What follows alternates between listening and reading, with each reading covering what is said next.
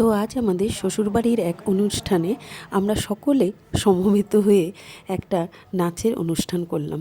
প্রথম প্রথম সবারই একটু জড়তা লাগছিল, কিন্তু যখন মাঝে আমাদের মাসি শাশুড়ি মা নাচতে শুরু করলেন, তো আমরা সব মেয়ে বউরা মিলে আর থাকতে পারলাম না, শুরু করে দিলাম নাচ। তো সবার কেন্দ্রে ছিল আমাদের মাসি শাশুড়ি, সবাই তাকে কেন্দ্র করেই আমরা নাচছিলাম। এক কথায় অতুলনীয় ছিল আমাদের এই অনুষ্ঠানটা।